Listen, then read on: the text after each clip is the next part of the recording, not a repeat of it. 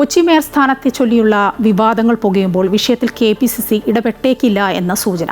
പരാതി നൽകിയ ദീപ്തി മേരി വർഗീസിനെ ചർച്ചകളിലൂടെ അനുനയിപ്പിക്കാനാണ് നേതൃത്വത്തിന്റെ കണക്കുകൂട്ടൽ.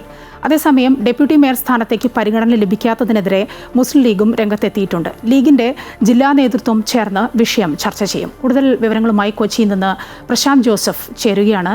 പ്രശാന്ത്, തദ്ദേശ തെരഞ്ഞെടുപ്പിൽ മികച്ച വിജയം നേടാനായ UDF-ന് കോൺഗ്രസിന് പക്ഷേ കൊച്ചി മേയർ സ്ഥാനം സംബന്ധിച്ച് വലിയൊരു കീറാമുട്ടിയായിരിക്കുകയാണ്. തുടക്കം മുതൽ കേട്ടിരുന്നത് തെരഞ്ഞെടുപ്പ് പ്രചാരണ സമയത്തുമൊക്കെ മേയർ സ്ഥാനത്തേക്ക് കോൺഗ്രസ് അധികാരത്തിൽ വരികയാണെങ്കിൽ, കോൺഗ്രസിന് കോർപ്പറേഷൻ ലഭിക്കുകയാണെങ്കിൽ ദീപ്തി തന്നെയായിരിക്കും മേയർ എന്ന തരത്തിലാണ് പ്രചാരണമൊക്കെ ഉണ്ടായിരുന്നത്. പക്ഷേ ദീപ്തി അങ്ങ് തഴയുകയാണ്. ഇതിന് പിന്നിൽ എന്താണ്? സാമുദായിക സമ്മർദ്ദം വന്നിട്ടുണ്ട് എന്ന കാര്യത്തിൽ ഉറപ്പാണ്. പക്ഷേ സാമുദായിക സമ്മർദ്ദങ്ങൾ ഉണ്ടെങ്കിലും ഒന്നും ഇടപെടില്ല എന്നൊക്കെയായിരുന്നു KPCCയുടെ ഒരു തീരുമാനം. അതൊന്നും വിലക്കെടുക്കാനായില്ല അല്ലേ?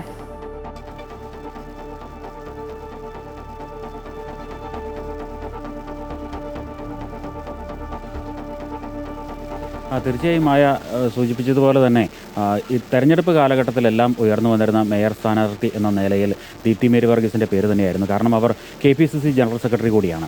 അപ്പോൾ ഓരോ തദ്ദേശ സ്ഥാപനങ്ങളിലും പാർട്ടി തലത്തിൽ ഏറ്റവും മേൽഘടകങ്ങളിൽ പ്രവർത്തിക്കുന്നവരെ, അല്ലെങ്കിൽ ഏറ്റവും ഉയർന്ന തലങ്ങളിൽ പ്രവർത്തിക്കുന്ന ആരെങ്കിലുമൊക്കെ വിജയിച്ചു വന്നിട്ടുണ്ടെങ്കിൽ അവരെ അധ്യക്ഷ സ്ഥാനത്തേക്ക് പരിഗണിക്കണമെന്ന ഒരു സർക്കുലർ തന്നെ ഉണ്ടായിരുന്നു. എന്നാൽ ഈ സർക്കുലർ പാലിക്കപ്പെട്ടില്ല എന്ന ആരോപണമാണ് ഇന്നലെ ദീപ്തി മേരി വർഗീസ് ഉന്നയിച്ചത്. നമ്മൾ കേരളം എല്ലാവരും, കൊച്ചിയിൽ പ്രത്യേകിച്ച്, കൊച്ചിയിലാകെ 76 സീറ്റുകളിൽ 42 സീറ്റിലാണ് കോൺഗ്രസിൻ്റെ അംഗങ്ങൾ വിജയിച്ചു വന്നിട്ടുള്ളത്. അപ്പോൾ വ്യക്തമായ ഒരു ഭൂരിപക്ഷം ഇവിടെയുണ്ട്.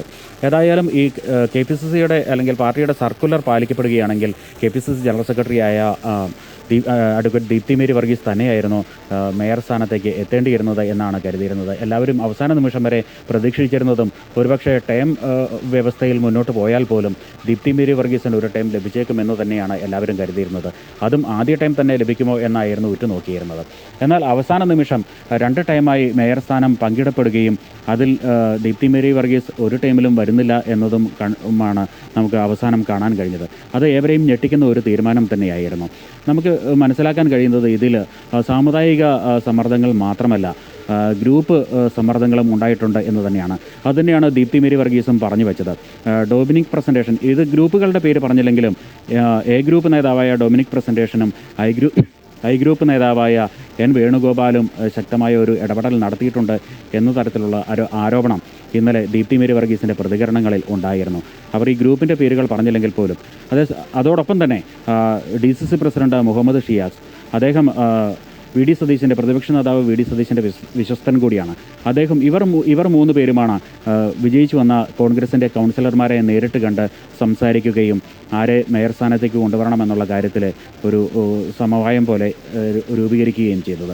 ഇന്നലെ കോർ കമ്മിറ്റി ചേർന്ന ശേഷം ആരാകും മേയർ എന്നത് പ്രഖ്യാപിക്കുമെന്ന് പറഞ്ഞിരുന്നെങ്കിലും കോർ കമ്മിറ്റി ഇന്നലെയും കോർ കമ്മിറ്റി ചേർന്നില്ല. എപ്പോൾ കോർ കമ്മിറ്റി ചേരുമെന്ന ചോദ്യത്തിന് നേതാക്കൾ വ്യക്തമായ മറുപടി നൽകിയില്ല എന്നും ദീപ്തി മേരി വർഗീസ് പറയുന്നുണ്ടായിരുന്നു.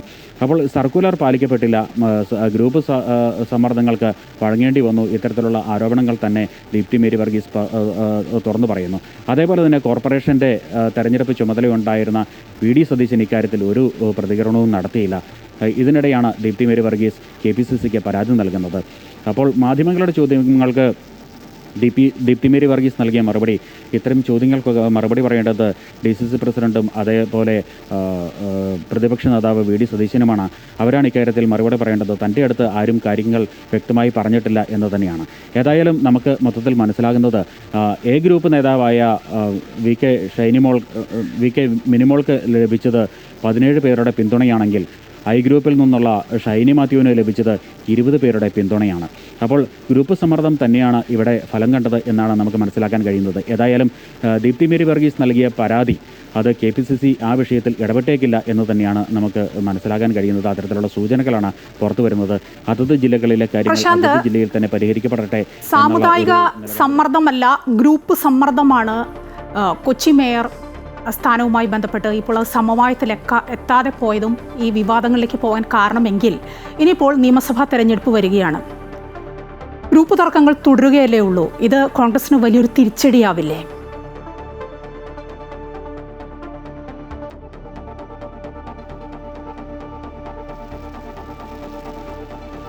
തീർച്ചയായും ആദ്യഘട്ടത്തിൽ സമുദായ സംഘടനകളുടെ അല്ലെങ്കിൽ വിവിധ സാമുദായിക സമവായങ്ങൾ നോക്കാതെ അല്ല സമ്മർദ്ദങ്ങൾക്ക് കീഴ്പ്പെടാതെ തന്നെ മുന്നോട്ട് പോകുമെന്നുള്ള രീതിയിലുള്ള പ്രതികരണങ്ങൾ പ്രതിപക്ഷ നേതാവ് വി ഡി സതീശൻ്റെ അടക്കം ഭാഗത്തു നിന്നും ഉണ്ടായിരുന്നെങ്കിലും അവസാന നിമിഷം ലത്തീൻ സഭ കൊച്ചി മേയർ സ്ഥാനത്തെ ചൊല്ലി വി കെ മിനിമോൾക്ക് വേണ്ടി രംഗത്തെത്തുന്ന ഒരു സാഹചര്യം ഉണ്ടായപ്പോൾ അതിന് കീഴ്പ്പെട്ടു എന്ന് തന്നെ നമുക്ക് ഒരുപക്ഷെ മനസ്സിലാക്കേണ്ടി വരും. കാരണം ശക്തമായ ഒരു അവകാശവാദമാണ് ലത്തീൻ സഭ ഉന്നയിച്ചത്. 42 പേരിൽ 18 പേർ ലത്തീൻ സമുദായത്തിൽ നിന്നുള്ളവരാണ് എന്നുള്ള ഒരു അവകാശവാദം ഉന്നയിച്ചിരുന്നു. അപ്പോൾ ഈ വ്യക്തമായ ഭൂരിപക്ഷം ഉണ്ടെങ്കിലും ഉള്ളതുകൊണ്ട് ഇത്തരത്തിലുള്ള സമുദായ സംഘടനകളുടെ സമ്മർദ്ദങ്ങൾക്ക് വഴങ്ങേണ്ടതില്ല എന്ന നിർദ്ദേശം ഒരുപക്ഷെ മാറ്റിവെക്കപ്പെടേണ്ടി വന്നു. കാരണം മായ സൂചിപ്പിച്ചതുപോലെ തന്നെ ഈ 5 മാസങ്ങൾക്കുള്ളിൽ നിയമസഭാ തെരഞ്ഞെടുപ്പ് വരുന്ന ഒരു സാഹചര്യമുണ്ട്.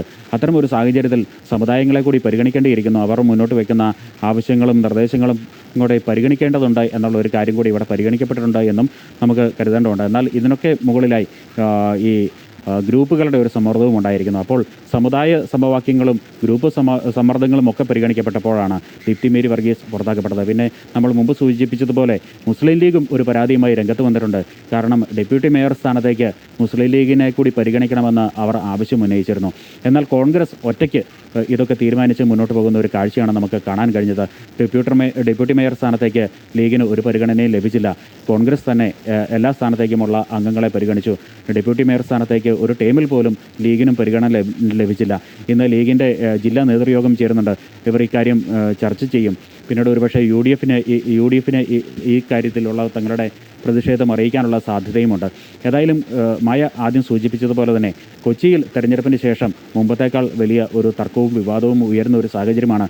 എന്നാൽ ഇവിടെ ഒന്നും സംഭവിക്കുന്നില്ല എന്നുള്ള രീതിയിൽ ഇടപെടാതെ മാറി നിന്ന് ഒരു സമവായ ചർച്ചയിലൂടെ ദീപ്തി മേരി വർഗീസിൻ്റെ അടക്കം ഭാഗത്തു നിന്നുള്ള പ്രതിഷേധങ്ങളെ തണുപ്പിക്കാനുള്ള ഒരു നീക്കത്തിലേക്കാണ് കോൺഗ്രസ് നേതൃത്വം കടക്കുന്നത് എന്ന് തന്നെയാണ് നമുക്ക് മനസ്സിലാക്കാൻ കഴിയുന്നത്. മായ. പ്രശാന്ത് ജോസഫാണ് കൊച്ചിയിൽ നിന്ന് വിവരങ്ങൾ നൽകിക്കൊണ്ടിരുന്നത്. കൊച്ചി മേയർ സ്ഥാനത്തെ ചൊല്ലിയുള്ള വിവാദങ്ങൾ പുകയുകയാണ് കോൺഗ്രസിൽ വലിയ തോതിൽ തന്നെ. ഇനിയിപ്പോൾ നിയമസഭാ തെരഞ്ഞെടുപ്പ് വരികയാണ്. അത് നിയമസഭയെയും ബാധിക്കുമെന്ന കാര്യത്തിൽ തർക്കമില്ല.